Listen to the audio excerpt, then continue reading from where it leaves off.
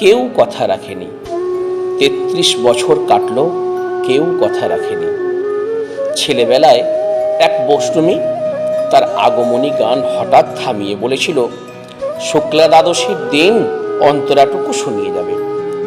তারপর কত চন্দ্রভোগ অমাবস্যা এসে চলে গেল, কিন্তু সেই বৈষ্ণবী আর এলো না। ২৫ বছর প্রতীক্ষায় আছি। মামার বাড়ির মাঝি নাদের আলী বলেছিল, বড় হও দাদা ঠাকুর, তোমাকে আমি ৩ প্রহরের বিল দেখাতে নিয়ে যাব। সেখানে পদ্ম ফুলের মাথায় সাপ আর ভ্রমর খেলা করে। নাদের আলী, আমি আর কত বড় হব? আমার মাথা এই ঘরের ছাদ ফুঁড়ে আকাশ স্পর্শ করলে তারপর তুমি আমায় ৩ প্রহরের বিল দেখাবে? একটা রয়্যাল গুলি কিনতে পারিনি কখনো। লাঠি লজেন্স দেখিয়ে দেখিয়ে চুষেছে লস্কর বাড়ির ছেলেরা। ভিখারির মতো চৌধুরীদের গেটের সামনে দাঁড়িয়ে দেখেছি ভিতরে রাস উৎসব।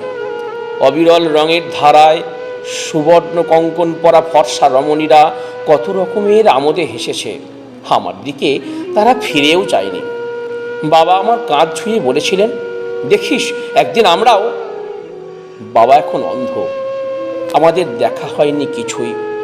সেই রয়্যাল গুলি, সেই লাঠি লজেন্স, সেই রাস উৎসব আমায় কেউ ফিরিয়ে দেবে না।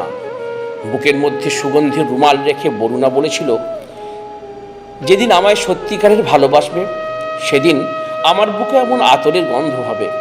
ভালোবাসার জন্য আমি হাতের মুঠোয় প্রাণ নিয়েছি, দুরন্ত ষাঁড়ের চোখে বেঁধে দিয়েছি লাল কাপড়, বিশ্ব সংসার তন্ন তন্ন করে খুঁজে এনেছি ১০৮টি নীলপদ্ম। তবু কথা রাখেনি বরুণা। এখনো তার বুকে শুধুই মাংসের গন্ধ। এখনো যে সে কোনো নারী, কেউ কথা রাখেনি। ৩৩ বছর কাটলো, কেউ কথা রাখে না।